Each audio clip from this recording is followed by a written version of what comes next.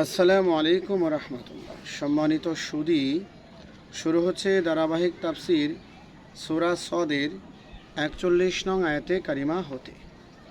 আউযু বিল্লাহি মিনাশ শাইতানির রাজিম। বিসমিল্লাহির রহমানির রহিম।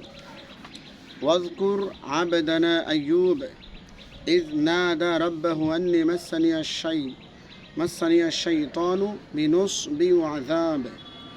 স্মরণ করুন আমার বান্দা আইয়ুব আলাইহিস সালাতু ওয়াস সালামকে, যখন তিনি তার রব ডেকেছিলেন, নিশ্চয় আমাকে শয়তান যন্ত্রণা এবং কষ্টে ফেলেছে।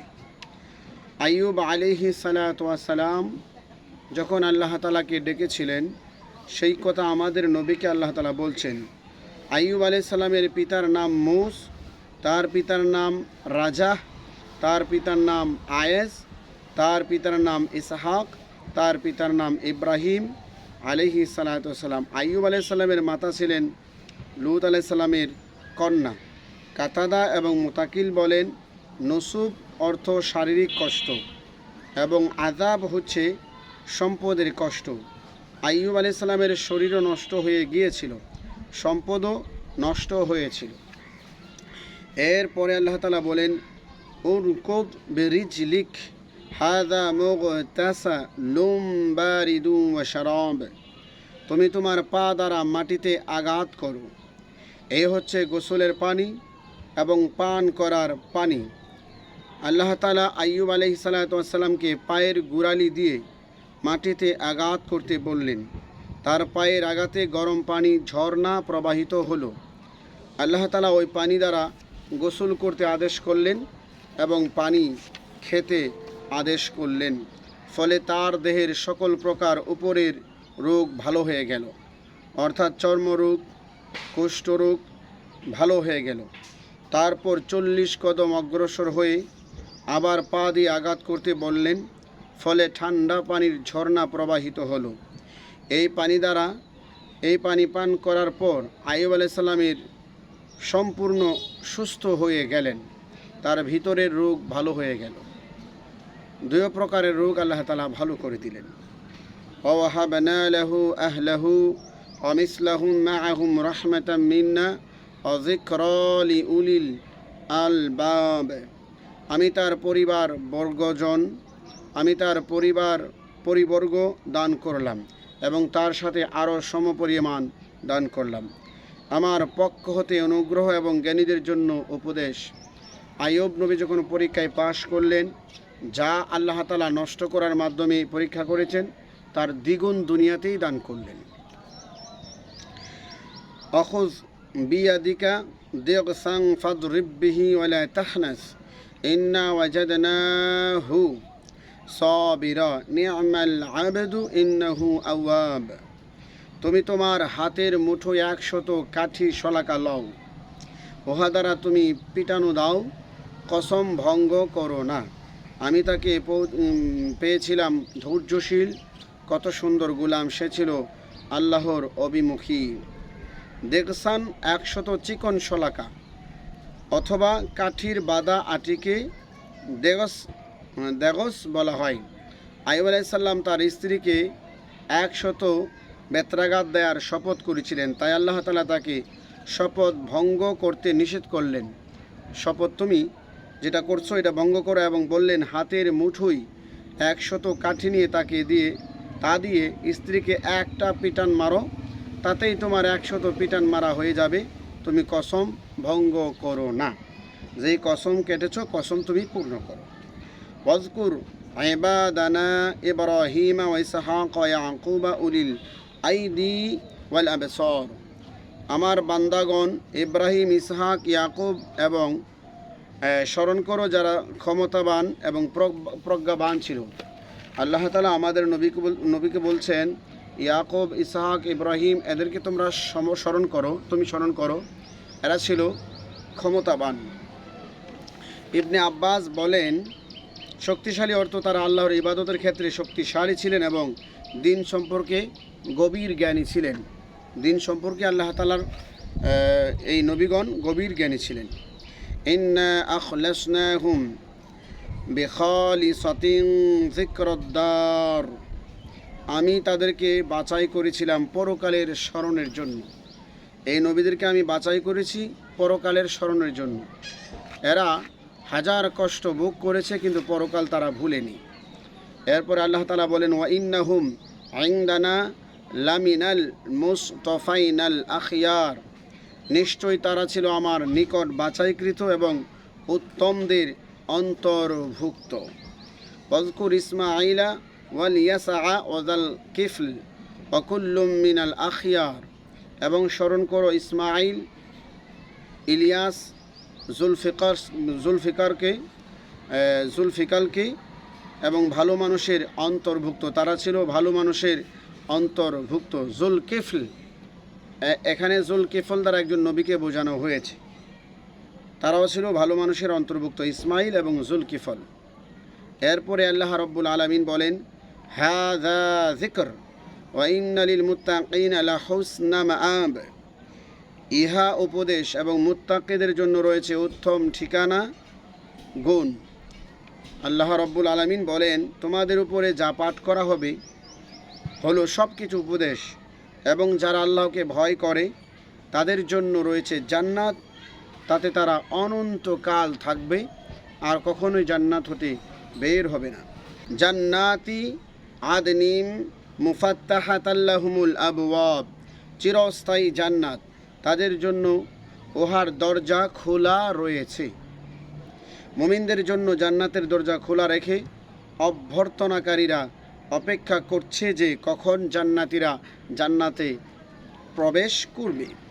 মুত্তাকিইনা ফিহা ইয়াদউনা ফিহা বিফাকিহাতিন কাসীরাতিন ওয়া শারাব, তাহা উহার মধ্যে হেলান দিয়ে বসে বহু ফল ও পানীয় সরবরাহের জন্য আদেশ করবে। জান্নাতবাসীদের আদেশ পালনের জন্য ফেরেশতা এবং কিশোরেরা সদা প্রস্তুত থাকবে। চাওয়া মাত্র তাদের কাছে আদেশ মোতাবেক সব কিছু পৌঁছে দেয়া হবে, ব্যতিক্রম হবে না। ওয়া ইনদাহুম কাসিরাতুত তরফি আতরাব, তাদের পাশে থাকবে অবনীতম চক্ষু বিশিষ্ট সমবয়স্কা স্ত্রীগণ, তাদের দৃষ্টিও থাকবে নিচু এবং বড় বড় চোখ বিশিষ্ট স্ত্রীগণ থাকবে। হাযা মা তুআদুনা লিয়াউমিল হিসাব,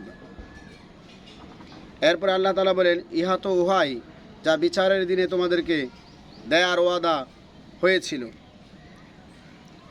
ইন্না হাযা লারিজকুনা মা লাহু মিন নাফাদ, নিশ্চয় ইহা তোমাদের জীবন উপকরণ যা কোনোদিন ফুরাবে না, মানে এই জান্নাতের সামগ্রী কখনোই ধ্বংস হবে না, কমেও যাবে না।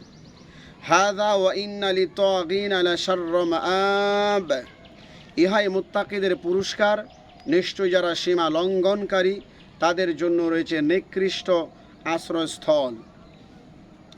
জাহান্নাম ইয়াসলাউনাহা ফাবিসাল মিহাদ, জাহান্নাম, উহাতে তারা প্রবেশ করবে, কত নিকৃষ্ট সেই বিশ্রামস্থল।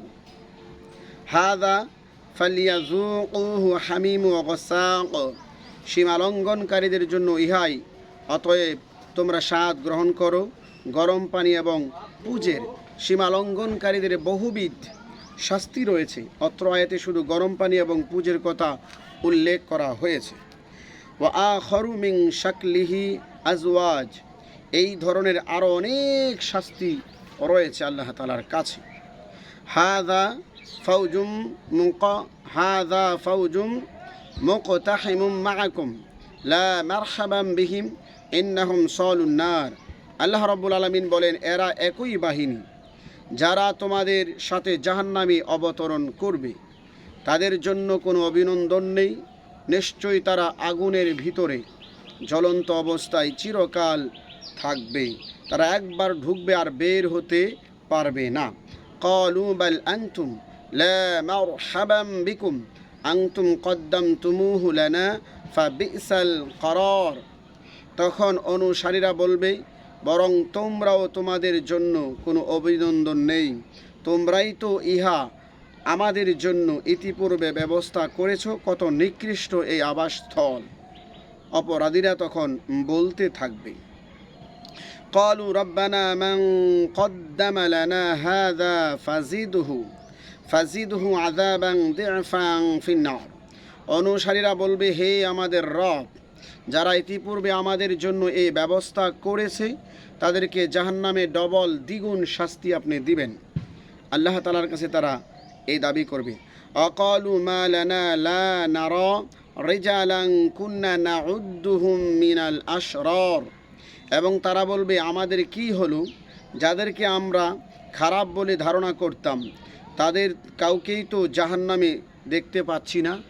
দুনিয়াতে যাদেরকে আমরা দুর্বল মনে করতাম, আমাদের কাজ করাতাম, তাদেরকে তো আমরা কোথায় পাচ্ছি না। কুরাইশ নেতারা যাদেরকে ঘৃণা করত, খারাপ মানুষ বলে মনে করত, নিজেরা জাহান্নামে ঢোকার পরে তাদেরকে জাহান্নামের মধ্যে খুঁজবে, তাদের কাউকে তারা জাহান্নামে দেখতে পাবে না। তারা হচ্ছেন দরিদ্র মুসলমান, যেমন আম্মার, খাব্বাব, সুহাইব, বেলাল, সালমান ইত্যাদি এই সাহাবিগণ। এদেরকে দুর্বল মনে করা হতো, দাসী মনে করা হতো, কিন্তু এরা কেউ জাহান্নামের ভিতরে তাদেরকে খুঁজে পাওয়া যাবে না। সুবহানাল্লাহ। আত্তাখাযনাহুম সিখরিয়ান আমজাগত আনহুমুল আবসার, আমরা তাদেরকে ঠাট্টা বিদ্রুপের পাত্র মনে করতাম না। তাদের বিষয়ে আমরা চোখে ভুল দেখেছি, আমরা তো চোখে ভুলও দেখিনি, তারপরেও তাদের অবস্থান এত উপরে, তাদেরকে আমরা জাহান্নামে খুঁজে পাচ্ছি না। ইন্না যালিকা লাহাক্কুন তাখাসুমু আহলিন নার, নিশ্চয় ইহা বাস্তব সত্য, জাহান্নামীরা এইভাবে আপোষে তর্ক বিতর্ক করতে থাকবে আর আফসোস করতে থাকবে, আহারে তাদেরকে আমরা কত দুর্বল মনে করতাম, কিন্তু আজকে তারাই জান্নাতে, আমরা হচ্ছি জাহান্নামী। কুল ইন্নামা আনা মুনজির ওয়া মা মিন ইলাহিন ইল্লাল্লাহুল ওয়াহিদুল কাহ্হার, আপনি বলুন, নিশ্চয় আমি শুধু সতর্ককারী এবং আল্লাহ ছাড়া কোনো উপাস্য নেই, তিনি এক এবং পরাক্রমশালী। আল্লাহ তাআলা নবীকে শিক্ষা দিচ্ছেন, পৃথিবীর সকল নবী রাসূলদের মতো আমি শুধুমাত্র একজন ভয় প্রদর্শনকারী এবং একথা ঘোষণাকারী যে আল্লাহ ছাড়া কোনো উপাস্য নেই, তিনি এক এবং পরাক্রমশালী, শক্তিশালী। আল্লাহ রব্বুল আলামিন আমাদের সকলকে এই আয়াতগুলোর শিক্ষা আমাদের বাস্তব জীবনে বাস্তবায়ন করার তৌফিক দান করুক। পরবর্তীতে আলোচনা করা হবে সূরা সাদের ৬৬ নং আয়াতে কারিমা থেকে। আজকের জন্য এখানেই সমাপ্ত। আসসালামু আলাইকুম ওয়া রাহমাতুল্লাহ।